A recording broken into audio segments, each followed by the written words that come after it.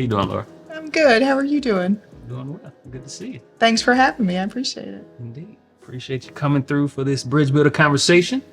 Looking forward to it. Learning more about you, what makes you tick, also just the work you're doing. But I always love to, and why I just call you by your first name, not your full government name, not with your title and all that jazz, because I believe who we are as individuals greatly influences the work we do, how we lead within every sphere of our lives. So let's start there. I mean, where you from? I'm from Charlotte. From Charlotte? Yeah, I'm a rare native. Hey. Was born and raised. Got you. Cool. Went away to college, but came back and haven't really left since. Nice. Yeah. So how were those early years for you? How's your family dynamic? How did you grow up?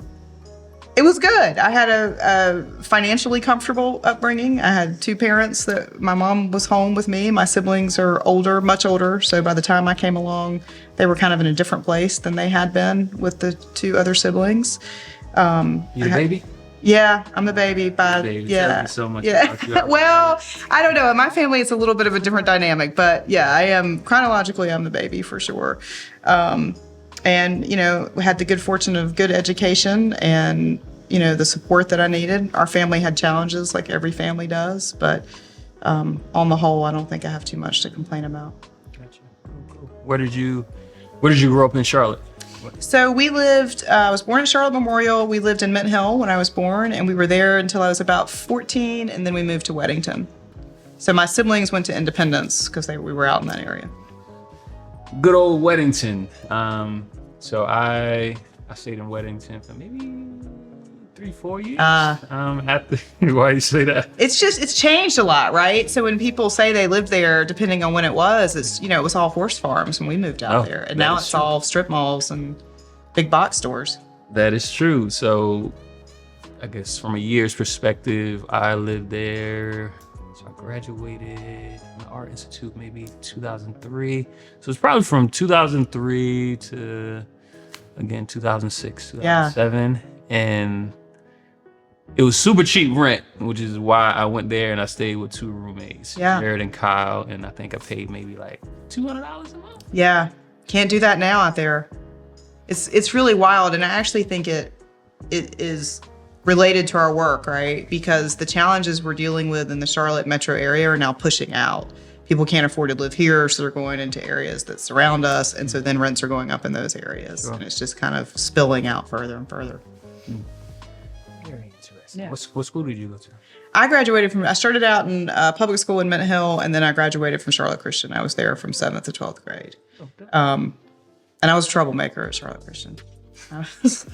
Explain this.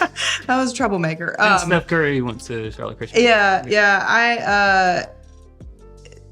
There were a lot of rules, and there were a lot of expectations about who young women should be in the world and what they should aspire to be. And while I believe I got a good education, prepared me well for college, all of that, there was also a lot that I didn't really buy into, and would find myself in the principal's office, not for things kids typically might get in the principal's office for, but more for disagreeing with the doctrine that was being taught. Gotcha. Yeah, they don't call me a lot. I'm from the alumni office. Wow, that's funny. I mean, even thinking how we met was on the Difference Maker trip, correct? And yes, you have this firecracker quality about you. Very clear on your thoughts, and you let it be known. Yeah, and I was like that from a pretty young age, so that wasn't in every environment I've been in. It's not always appreciated. Gotcha. Still isn't some days. Well, I hear that. So let me see. When it comes to the dynamics of Charlotte, a lot of times, again, I came here to Charlotte in 2001, and I think about how much Charlotte has changed. And again, being a native Charlottean, I'm wondering for you, how have you seen Charlotte change? It's funny. Charlotte has changed in some really tremendous ways. And then over the course of my career, in some ways, I feel like it hasn't actually changed that much. But, there's no doubt the city has exploded in growth. Although it's funny, my parents have been here now for like 60 years, right? my mom said when she moved to Charlotte, the orange and white construction barrels were the welcome sign to Charlotte. So, I mean, we've had a really sustained period of a lot of growth, I think, right? But she's right. I mean, those orange and white barrels are everywhere. Still here. They're still here. And I think, there are cities that would relish the kind of growth that we have because they don't have it, but it comes with trade-offs and it comes with problems. And I think sometimes we aren't really great at recognizing what those might be and either preparing for them or addressing them rapidly. Not, the kind of growth we have just it's not good for everybody, right? All the time. No, that's interesting. Just had a conversation with Michael Smith, and we talked about that to where tremendous growth, our last phase, but also disparities grew as well. Yeah, exponentially, I think. And I remember when Charlotte, there was nothing uptown. I remember when the Bank of America Tower was built and it was like, the first thing, and the Blumenthal was there, and my parents bought season tickets, and it was like a big deal to go uptown to one restaurant to eat at, Sure. And that wasn't that long ago. So, you think about cities that are a lot older than Charlotte, and their growth may have happened over a long period of time. I describe Charlotte as an adolescent, right? Like the body is fully formed, but the brain maybe isn't. And so sometimes we don't always make the best choices. Interesting. I feel like you're trying to fast forward our conversation here into work. So I'm trying not to go with you because I feel like the point you made, I want to come back to it later. Just the whole adolescence, like, your body's at a place that your mind hasn't quite caught up to. And it makes me think about even why I want to know your story is because a lot of your story and what your journey has been will indicate where you are in your leadership as well, how equipped you are, what your competency is in whatever area it is. So it's funny I see that in the same way you just described our city. Is like, yeah, we got all the shiny, but we don't know what to do with it. Right, we don't know what to do with ourselves, right? We get all these things. That's interesting. Yeah. Very interesting. So let's go back. Sure. Let's really back. So as the baby, what was your family dynamic, and how many other siblings? Is it two? Two. I have a sister and a brother. My sister's 15 years older, and my brother is 8 years older. And one of my siblings has a severe mental health issue, and was diagnosed when I was about 15. And what I can say is that fundamentally changed who our family was for the rest of our existence as a family, right? Her challenges had existed prior to that diagnosis, right? But that diagnosis is sort of what marked the beginning of a different time for our family. Gotcha. And my role shifted pretty dramatically as all of that has played out over the years. And that's why I say, even though I'm the baby chronologically, it really doesn't work out that way, right? Sure. And so, I think I grew up probably a little quicker than maybe we would like for children, having to navigate that. My father traveled a lot internationally, and so, I was often at home with mom trying to help her navigate. My brother probably was at college at that point or moved out of the house, trying to navigate this situation. And it was, for my parents and the generation that they're part of, it was very hard to accept. It was very difficult to accept that she had an illness that she wasn't going to recover from necessarily, right? And thank God for treatments and medications and all the hard work she does to take care of herself. But it will rock a family. Gotcha. And it will rock a family with resources. I mean, it just, really changes kind of how you operate. So I think that impacted me and the path that I took in life tremendously. Gotcha. No, I can see how, again, family dynamics, regardless of where it changes, it shifts the entire family. And so I am the knee baby, the next to the youngest in the order of my siblings. I have an older sister, older brother, it's me, and then I have a younger brother. And still to this day, we're impacted by what happens. Siblings, parents, and things of that nature. And sometimes, sometimes you just wish that it wasn't so. Sure. In reality, if you're honest, you know what I mean? But at the same time, it's funny, I think about how those difficulties again prepare us for things we didn't know we needed to be prepared for. It's a gift in some ways.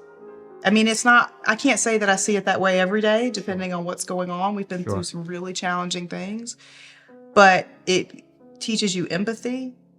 It helps you understand what others go through.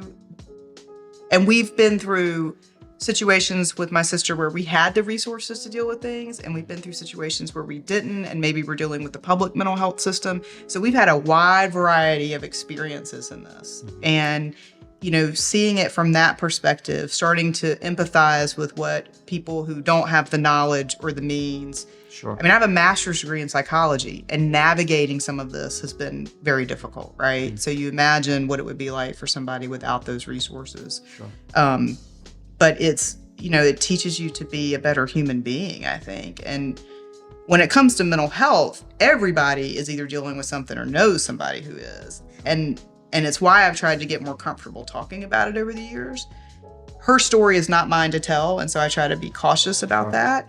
But it did impact our family. It continues to impact our family. And I know that so many others are also dealing with that. And sometimes, on some days, you just need to know that. No, yeah. And I'm even thinking about, have you even been able to assess and think about how it has affected you mental health wise? Oh, for sure. And I've had lots of therapy in my life. I mean, I think it's something everybody should do. Sure. Everybody needs somebody to talk to. Sure. You know, I've had to learn a lot of hard lessons about how to manage it and how to stay close to my family, but, you know, have my own life and all of those things. But it takes practice, and sometimes you need a professional to help you figure out how to navigate that. So, yeah, and I think, you know, from a leadership perspective, we're bringing all of that. We don't talk about that either, right? Like, we show up to an office and it's like we're robots and we're supposed to all kind of pretend like everything is okay in our lives every day, and it's not. And your team, your employees, they're bringing all of that to work too. Sure. And I think if there was a gift in the pandemic, one of them might have been that we all had to learn that everybody was a little bit human, including ourselves, right? Sure. We couldn't pretend anymore. No, I hear that. So I know you have a favorite song that you want to share with me right now. So do you need me to hit the key? No. I have a guitar right there. You can pick it up if you like. No. I can't play. My favorite song, and has been for a very long time, is Into the Mystic by Van Morrison. Into the Mystic. Mm-hmm. I'm not sure if I heard that. I would love to hear the melody right now, and if somebody would hum it or sing it. I'm not doing that, but it's a good song. I wouldn't insult Van Morrison in that way. Oh, Yeah. I hear that. Yeah. No, that's cool. Go check it out after we finish. I will check it out. As a creative being and an artist myself, I just love to have insight into what art other people are into, as I believe that in some ways can indicate different things about them and tell their story in different ways. So that's why I asked that question. For sure. And I think for me, I mean, music, our family loves music. My sister is very gifted. I was in piano lessons from the time I was, 7 or something, for a long time. You know, it can be a real outlet for folks. For sure. No. I've been known to just have a dance party by myself at home. Hey. Nothing wrong with that. Ain't nothing. Yes, you should. Good stuff. So we can now fast forward to the work, Laura, since you've already got been enough out of there. me about my Exactly. background. So let's make that transition just again as you share about how you grew up, your entire life being in the city that you now work and now lead in, but also family dynamics, you being the youngest, having to grow up fast, just mental challenges and things of that nature. Does any of that play into why you've landed where you have with the United Way, and how so and why? Oh, sure. I think so. A couple of things. I didn't mention earlier, my parents were two of the most generous people you could ever meet, and always had an expectation that all of us looked after those who needed help, right? And always were for the underdog, always look out for the one that maybe is being bullied or whatever it is. You know, my dad would give you the shirt off his back if he could. So there was very much in our family a sense of you should always do for others. You've been given a lot in life. You should always take care of those that are less fortunate. Both of my parents grew up in poverty. My dad is the son of immigrants. And so, their station in life improved dramatically, and I don't think they ever forgot where they came from. And so they tried to instill in us that same value, same work ethic too, right? That you are expected to do well because you've been given a lot. Gotcha. So I think that shaped me tremendously. And then, dealing with some of the things I have in my family, understanding how complex people are, how complex families are, how challenging it is to deal with some of these issues. Yeah, absolutely. Absolutely. My mom wanted me to be a veterinarian. But I ended up deciding to help people. No, that's interesting. And even as you shared your story, I think when I think about United Way, I feel like there's a ton of things you guys touch. So I can't say this is what United Way is. Just okay. If I had to sum it up, the welfare of the city or the state in which you exist and assisting in what's necessary. I'm not sure how would you sum up what you do and the organization does? So we can talk about fancy words like economic mobility and trying to improve that, all that. At the end of the day, United Way for almost 100 years has been about trying to end poverty. Okay. That's it, right? We're trying to end poverty and make lives better for children and families in our community. The ways we've gone about doing that have changed over the years. And we have been on a journey the last 5 years or so to really, really kind of rattle the cage of how we'd always done things. And, I think it's a fair assessment to say we sort of snow globed the organization and shook everything loose and said, now what do we need to do? So now our work is very much localized. It's focused in specific neighborhoods in Charlotte and in our region.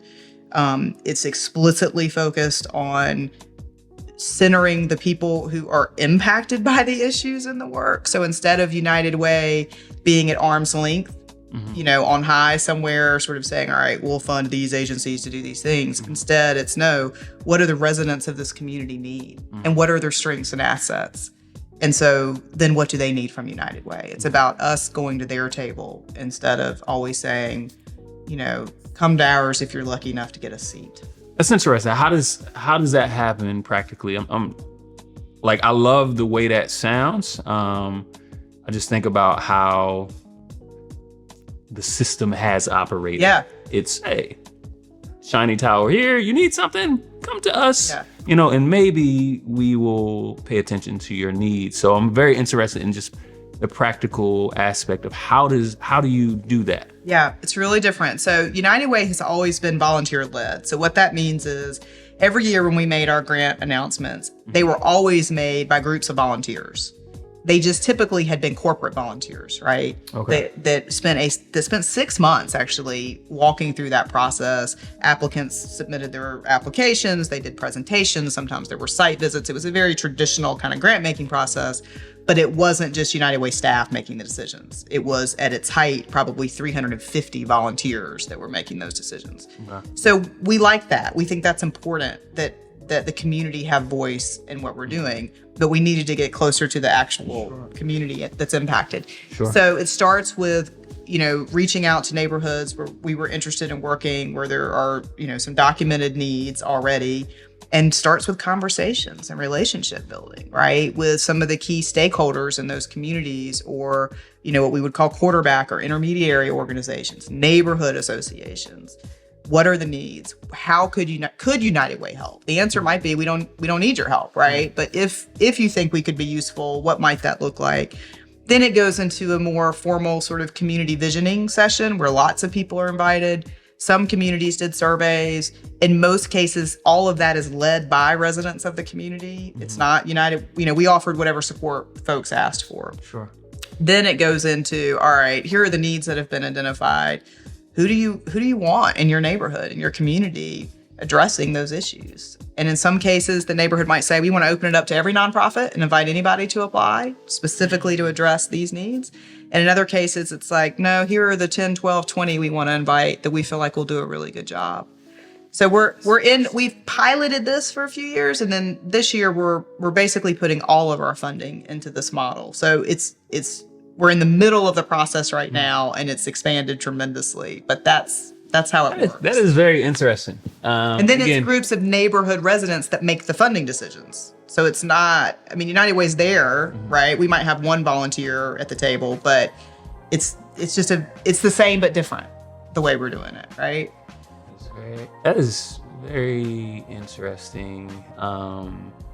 Thing that stood out to me was the fact that you guys are not talking to the nonprofit organizations who want to do said work. You're talking to the areas that are in need and how to say partnering with them for them to make the decisions Very on different. who they feel would meet said need.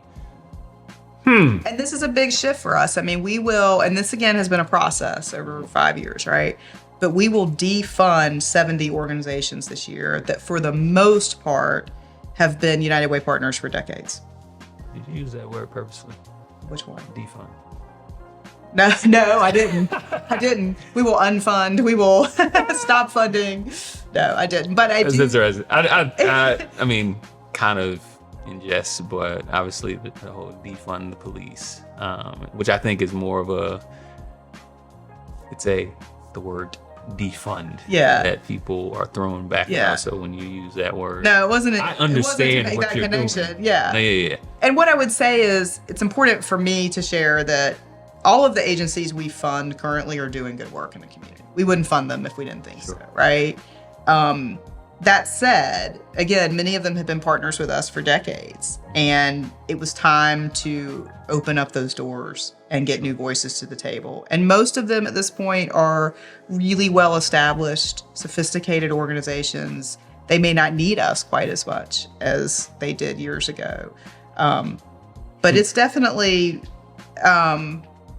it's been a shock to the system, I think, as we've made this transition. And those traditional partners have really come along with us. At first, it was scary. United Way provides unrestricted operating funding. These are like gold dollars, right, in the nonprofit world, because you can use them for whatever you need them for. So for any nonprofit to lose that, it's a big deal. And I didn't undertake this, and my team didn't lightly. And we realized we needed to do something different. So I feel like even what you just said, if I took that a little bit further, I'm interested in understanding, well, I'll back up a little bit. What I hear in this new approach, and I very much appreciate, and I believe that perfection doesn't exist. I believe learning exists, evolving, changing exists. But as you guys evolve to better serve communities and the needs that exist, what would you say you have lost anything in making these changes, in venturing to better how you serve? Have there been any losses? What has it cost you? What has it cost the organization to make these necessary changes? That's a really good question. I think there's some things we've lost that have been good. The ties that bound us to the way that we always did things. I mean, there was a point after I took this role, I don't know, maybe 6 months in, I said, stop saying to me, but this is the way we've always done it. I mean, people were literally saying that to me, right? So some of that, it's freed us to do things differently. And because Charlotte is the way Charlotte is, sometimes when you disrupt a system, it's unnerving to folks. And I would say the time that we took to make this transition, while it feels slower to me than I would have ideally liked, I think was necessary to help bring our constituents along. United Way needs everybody in this community. We need individuals, we need corporate partners, we need philanthropic partners, we need our nonprofit folks, we need everybody to do what United Way does. And so when you make a shift like this, you have to be thoughtful about how you bring folks along. I will say that where it's been a little trickier, probably not so much on the neighborhood side of it, but our work through Unite Charlotte and our racial equity focus. We launched that after the shooting of Keith Lamont Scott in 2016. It started as a pilot. It's now a $3.2 million grant program for us. We give funding and capacity building, but then we also started launching 21-day racial equity challenges and things like that to go along with it. And we did face some pushback from from some of our corporate partners and other close friends, right? We did have a handful of donors call and say, you'll never get another dime from me. And you got to figure out how to navigate that, because we want to be bold in that space. I want to be clear about where we stand with it. And we have to fundraise every year and keep dollars coming in and fund these partners and keep folks employed and make sure that those services are available in these communities. And sometimes you have to meet people where they are a little bit. And that's been probably, I wouldn't say what we've lost.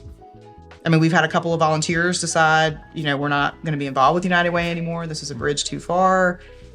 So those are hard things to lose in the moment, but I believe that we're on the right side of what we're doing and that long term, it'll pay off. No, I hear that. And how does that sit with you when you have long-standing partners pull out or volunteers like, yeah, you're going too far? It's hard. One volunteer in particular, he was a great volunteer in a lot of ways, and I respected him. I would have considered him a mentor in ways.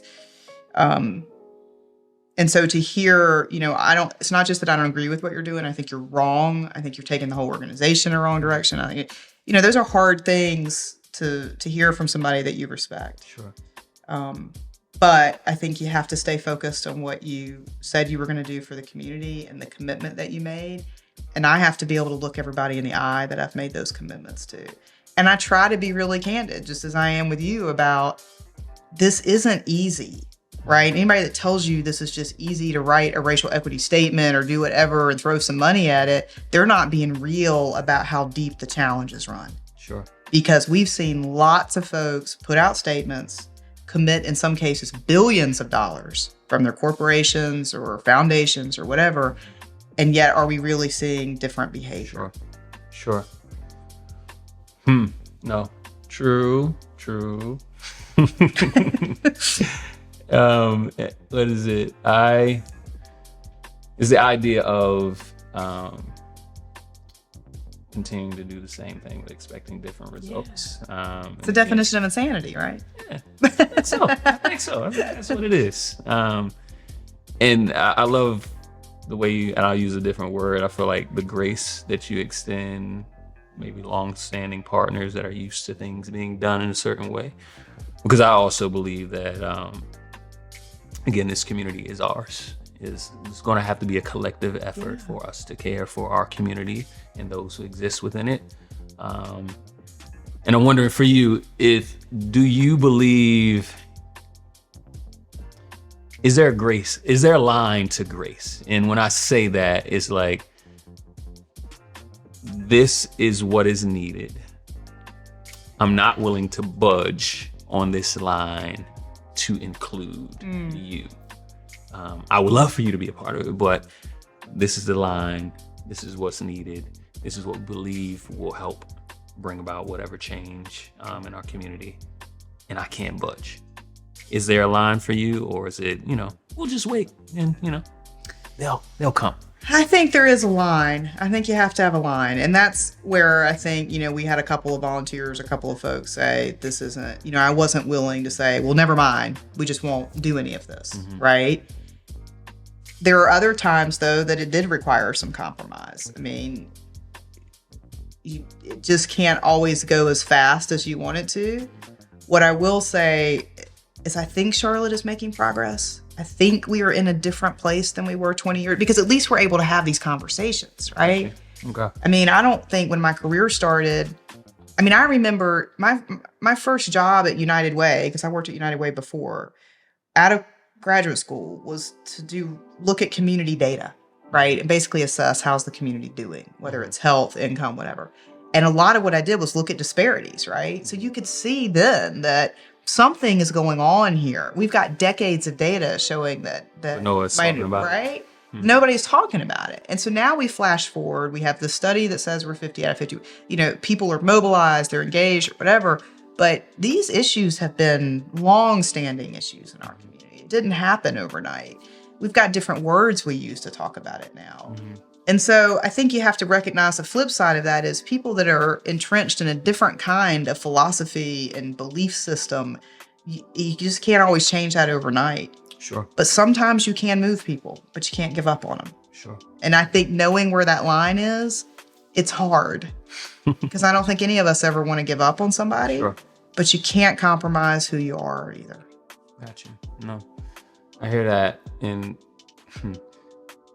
I'll ask you this question, and statistically, I would say in Charlotte, the nonprofit world is a white woman's world, statistically.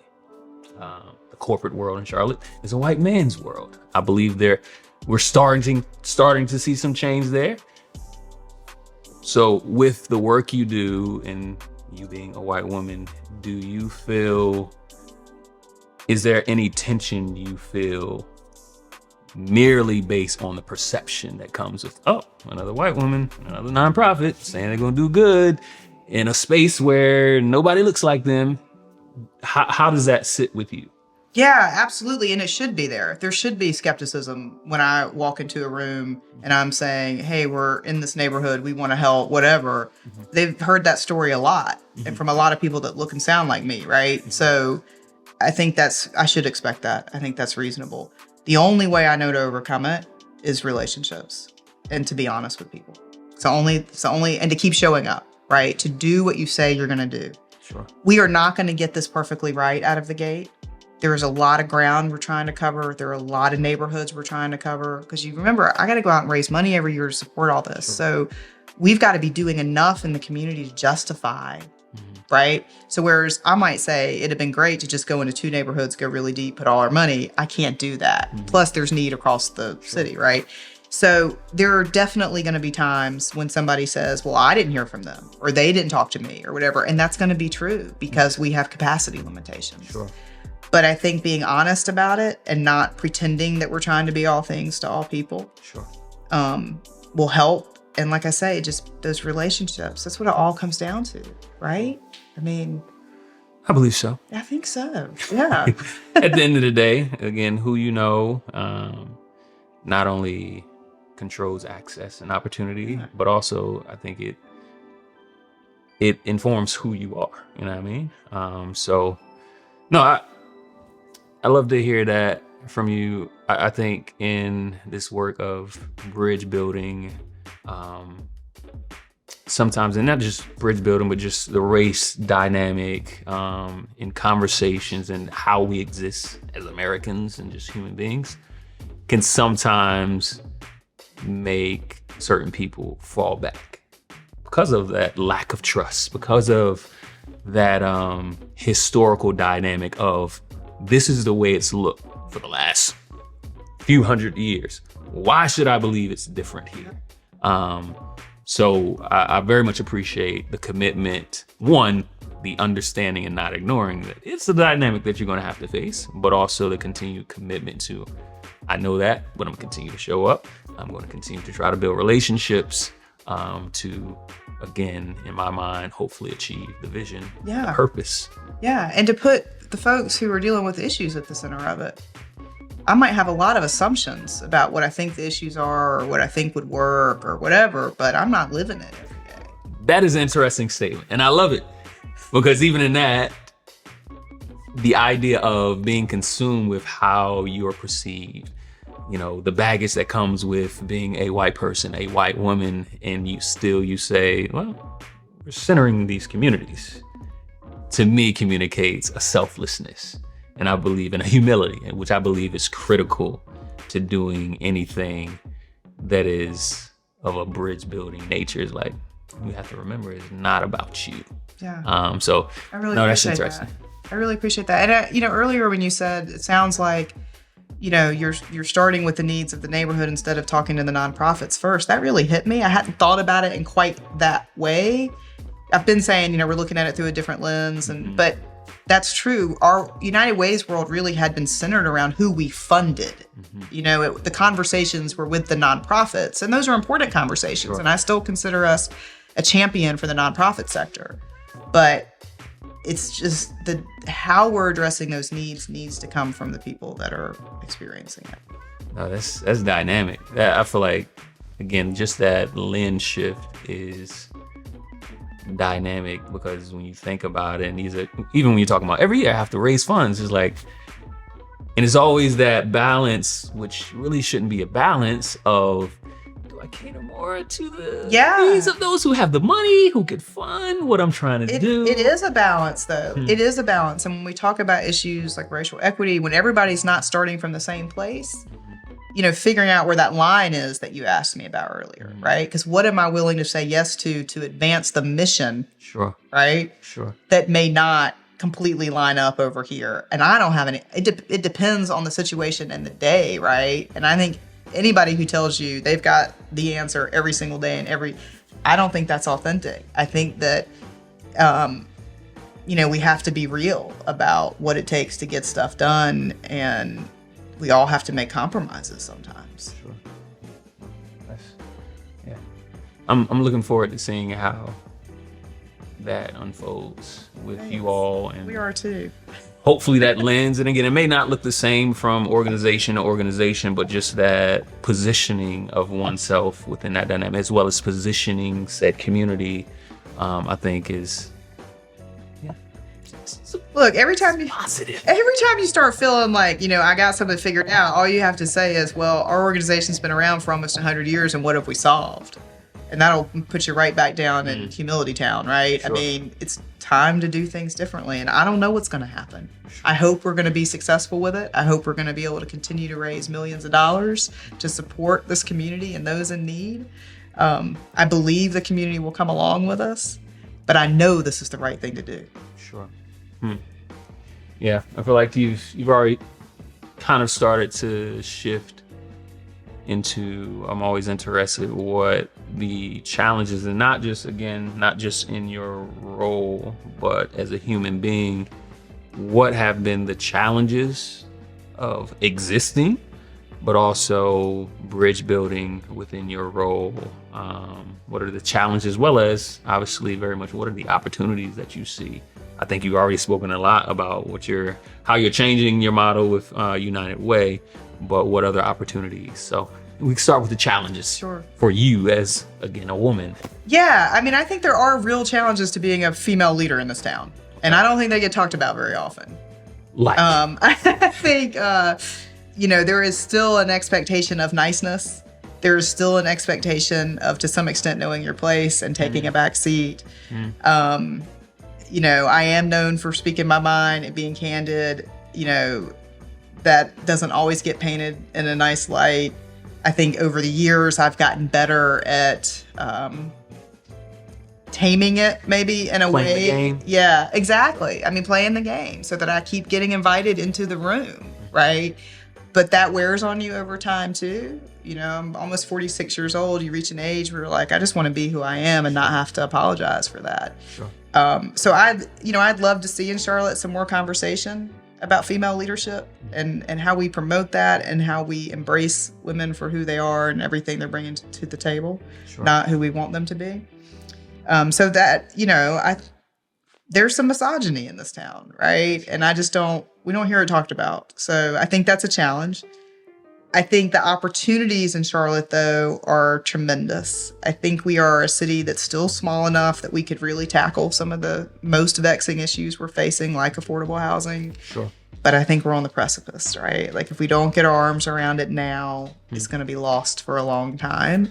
So I'm excited. That motivates me, that there's a clock ticking somewhere, you know, and we've got to get some things done. So real quick, even in that, what do you believe is that challenge that may keep us from becoming the cities? I think we don't want to be real about the problems, right? No. Like we want to talk about it at a surface level, but when you start saying things like, all right, but it's going to take decades to undo this, people want to know what the outcomes are going to be in 12 months, right? We have a mismatch between our goals and what we expect to see in, you know, a reasonable amount of time. I think the political will has to exist for some of these things. It isn't just about, you know, what philanthropy can do. I think that's a dipper of water. It's about policy. It's about government funding for things. Like, how do we as a community say, what if we put children and families in the center of every conversation we had, every decision we're making, we say, how does this impact children and families in our community? Mm-hmm. I think that would change how we're making decisions. Sure. No, yeah. You got to be real. We got to be real. And we just sometimes just want to sweep the bad stuff under the rug, you know? Sure. What is it? And again, I think this is 101 problem solving, but it's thinking about you will never be able to produce a impactful, sustainable solution if you don't take a good look at what the problem is. That's right. So no. And unpack it and unlayer it. Sure. And it's not just what on the surface it makes. Sure. So real quick, just because it popped in my brain as you're talking about affordable housing, are you familiar with the Nehemiah Project, Brooklyn? I think so. Okay. So I was watching my favorite news show, CBS Sunday Morning. I was going to do the horn, but I'm not going to do it. And they were talking about the Nehemiah Project, and this is, I think it dates back to the 1960s, and it's in a part of Brooklyn when Brooklyn was like a wasteland, and the city actually, I think it was $1 a block, gave it to a church or sold it to a church. And for the last 40 years or more, they've been developing affordable housing. Oh, wow. That for affordable prices, they afford to Black and brown communities, immigrant communities, and obviously, is Charlotte aware of this? You know what I mean? And what might it look like for Charlotte to do something like this? Is like, we have land exists, you know what I mean? How do we structure something in a way that would create space for those who, again, can't afford to stay uptown Charlotte? Well, I'm going to look into it because, United Way has been tasked with leading the implementation of our community's homelessness and housing plan. So the goal is to make homelessness brief and non-recurring and rare, and to increase the stock of affordable housing. And, it'll be there's a lot of different strategies within that, right? It also is a holistic look, things like mental health, substance abuse, all of that. But the big issue is, how do we create more affordable housing? People are staying in shelters longer because there's no affordable housing, right? Sure. So the domino effect of all of this is huge. So thanks for the tip. Absolutely. Check it out. I'm going to go back and tell my chief impact officer, she's like, I know about that. So I'm going to try to sound smart for a minute. Check it out. And a big thing about that project was, again, they're building generational wealth. Yeah, they now own this home. That's right. So best way to do it. It's dope. Yeah. So talk about the challenge. Let's talk about the opportunities in bridge building, leveraging your influence, your power to create opportunity access for others. What are the opportunities you see moving forward within your role, and honestly, again, just in life in general? Because we've been talking very Charlotte. Let's move beyond Charlotte. Within our country, within our world. What does that look like? I wish I had the answers to that, but what are your thoughts? I think the big thing is really opening the doors up to invite new people to our tables and going out to other people's tables, right? Mm-hmm. So us having a whole new group of nonprofits that we haven't known, we haven't funded, we haven't been a partner with, is an example of how we build bridges. Us United Way providing the capacity building to these nonprofits to help them build their business, not just, get a grant and run a program, but how do we help strengthen their business so they can sustain it over the long haul, right? Those are, to me, opportunities we have in the here and now to do something very tangible, very real. On a personal note, it is really important to me to help support female leaders, and particularly leaders of color in the nonprofit sector. Okay. Whether that's mentoring, whether that's referring for jobs, whatever it is, but to help promote women into more and more positions of leadership, and then to help them be successful with that, because there's no manual for it, right? Sure. And sometimes you just need somebody who's been in those shoes to talk you through something. Sure. But I'd like to see more of that around too. So when are you starting that? I do it in my spare time now. No, that's cool. And even so, a big part of this conversation and a big part of what I do, Bridge Builder Consulting wise, is I facilitate leadership cohorts. And we walk a group of 12 leaders through kind of 3 segments. One is thinking through, who am I? again, doing the internal work. And then we move into who are they, which is everyone except for you, you know, whether it's for me, you know, the white community, the Latin community, the LGBTQ plus community. And then we come back to who are we? And we do it that way because, again, I don't believe you can produce anything you don't possess. So it's like, no, I need to do the work myself so I can show up in a way to where I understand my community. I have a level of competency. I have relationships, trust. And then we can begin to embark on, okay, let's partner and do X, Y, Z. But when you talk about, you reminded me about my own internal work and realizing the privileges I have as a man that my wife doesn't have. And as you talk about, again, as I call it, the firecracker in you, realizing that for my wife, a Black woman, she can't show up that way, or she will be labeled as and opportunities, access can be snatched from her. And even in ways I can show up in that boardroom, she can't. And I love the way you put it. It's like, you know, one day I just want to be able to show up as myself. Right. You know what I mean? Right. And the more we try to create an environment where that's just expected, and I think what, you know, United Way's role in that is when we've got women leaders of color in those spaces, putting them in every room we possibly can, inviting them to everything we possibly can, right? So that we start to change the norm, however small our role is in the world, right? That we start to change the expectation for what that means to have a leader in the room. I think that, to me, at least feels like we're moving forward. Sure. And then again, for me personally, how can I support them as individuals, right? Because I had that kind of mentorship, and I had it by all kinds of women that shaped who I am today, my leadership style, gave me the truth talk that I needed, but also the shoulder to cry, you know, all of those things. And I don't think I'd be in this role if it wasn't for those women. No, I feel like you're challenging me right now. And just, again, so I have 2 girls and a baby boy. And my wife she's super active. She's finishing up her doctorate right now. She works with the Center for Digital Equity. She also does contracting, DEI consulting, as well as career counseling. So as I put it, it's like, you know, it's not what my wife wants to do. It's like she can do whatever she wanted to, if she wants to. And just hearing you say that challenges me in the lens I have on the importance of her being present in these rooms. Yeah. Her education. Yeah. She's bringing a different perspective. So, yeah.